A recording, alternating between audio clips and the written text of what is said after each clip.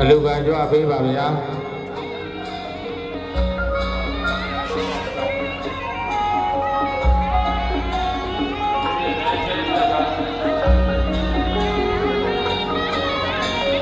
နောက်စီတန်းကြွလေစီတန်းကြွလေ